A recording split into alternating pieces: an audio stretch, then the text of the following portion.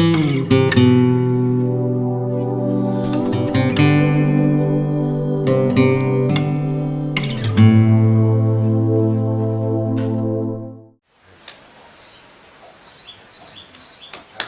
last question. Can you say something about Atma Vichara, self-inquiry?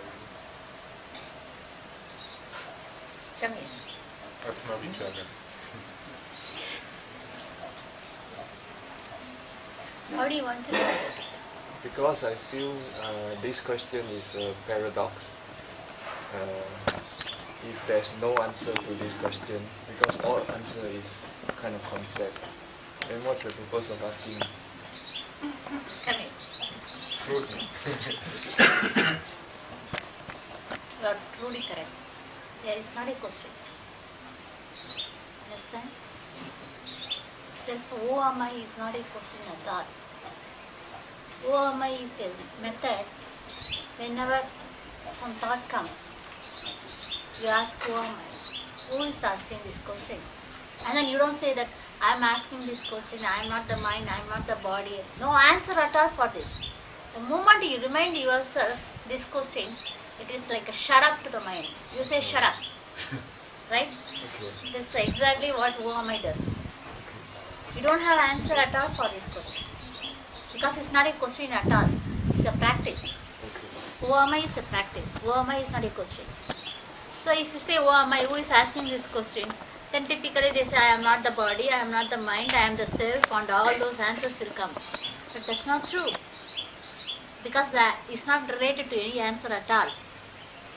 It's a practice, like any other practice. Whenever anything comes, you just ask who is this? Who am I? Who is asking this question? If you ask, mind will shut up. Because it knows its true nature it is not true. The question comes from the false nature. The thoughts comes from the false nature. So it should remind you of your true nature. Then mind shuts down. You don't answer at all. There are no answers. It's not a question. So it functions as a mind stopper, so to speak. Exactly. You shut up. Then why is Then it? if you ask me one question, I say shut up. You shut up, right? Yeah. Same way when you say who am I, mind should say it's a shut up to the mind. Then is it a kind of poor translation or something? Why is it called inquiry in the first place? Like many But people unfortunately, get mistaken of the... yeah, that is unfortunately there is no proper way of explaining how it works. Unfortunately, it's a self-inquiry.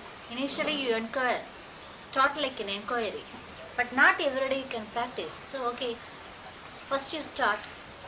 The first day, let us imagine you ask, "Who am I?" And then you know this. You are not the body because it's going to die someday. Then it's you are not the mind also. So, where this question comes from? Somewhere far beyond the mind and body, right? Then you get somewhere your true nature is lying beyond these things, right? So, you get the answer. That's over. That is a first. That's why it's called self-inquiry in the first place, because you inquire your true self. Who are you really? Then you get the answer. But not every day you are going to repeat this.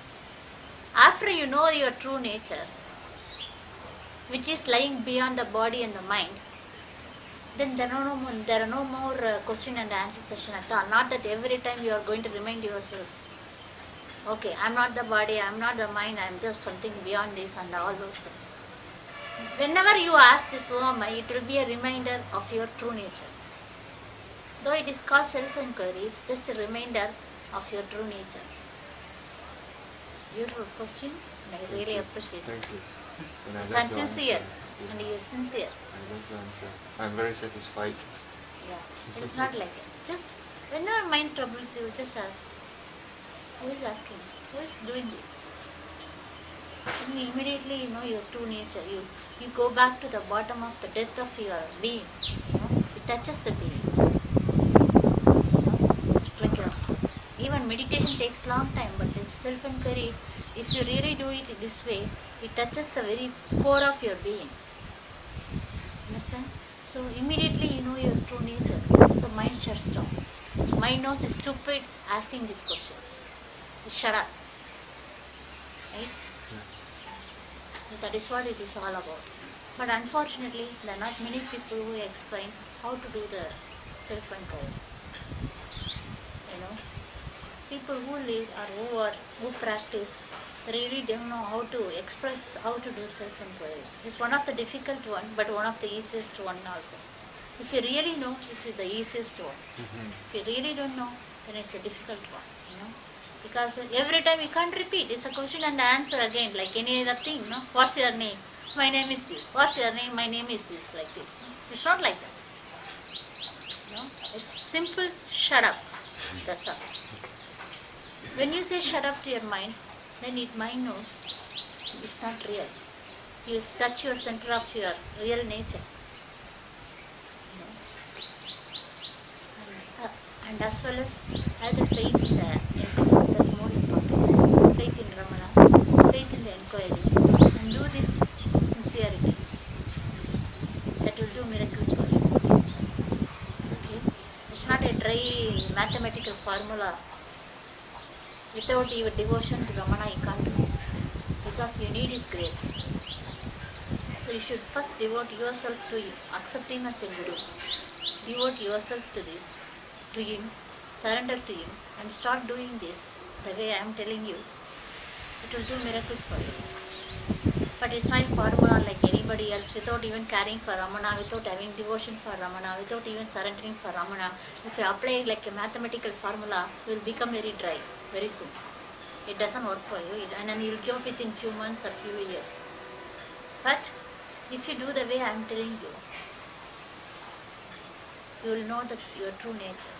You are touching that true nature. Then the false I will keep quiet. Good question. Thank you.